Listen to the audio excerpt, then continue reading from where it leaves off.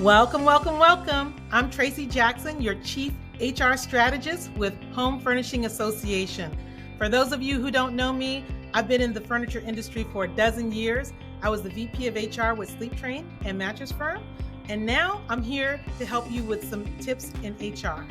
Today, we're going to talk about a foolproof formula for easy interviewing. So we're going to talk about interviewing. It is expensive to hire, especially if you train employees and they simply leave afterwards.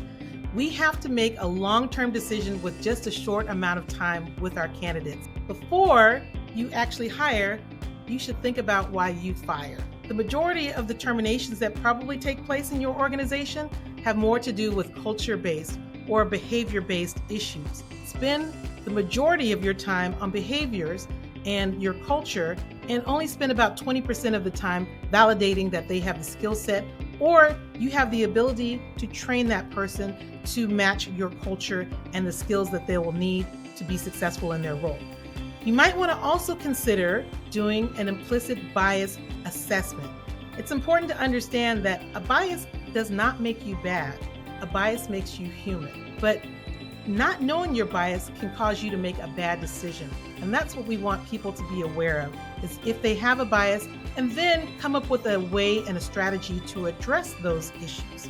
You'll want to know and prepare yourself for dealing with people who have differences, who are different than you. So consider if you have an applicant or a candidate who came in a wheelchair, or who was wearing a hijab, or who maybe is someone whose resume says Arthur, however they present themselves as Karen. So you want to prepare yourself on how you're going to address these issues so that they don't become a distraction in your interview, and that you're able to demonstrate the level of respect that you want to show to your candidates, and then make the best decision without considering those kinds of characteristics. You also want to have a diverse panel. So your panel should include different people with different perspectives to make sure that you are getting the best possible candidate. Having diverse opinions on the pool of the panel is really important for those perspectives. Whenever there's an opportunity to add to your team, look to balance out that team. If you need a skill set like a second language, or you need someone with analytical skills, great customer skills, or technical skills, this is your opportunity to be proactive and to try to find people with those skill sets. Don't just continue to hire the same as people who are on the team, especially in an organization that wants to grow. This will only make your organization stronger and better positioned to take advantage of opportunities in the future.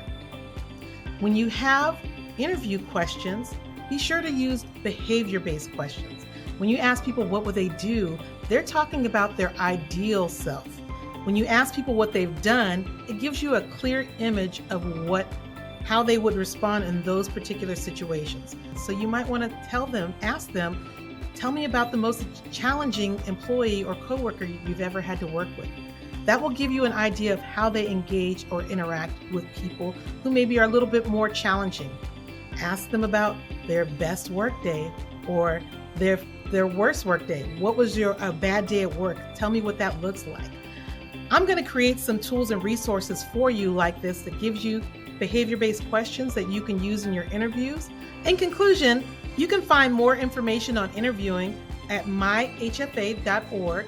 You can find more tools and resources, and I'm also going to create a list of interview questions that you can use and also some tools. Have a great day, and I look forward to talking to you again.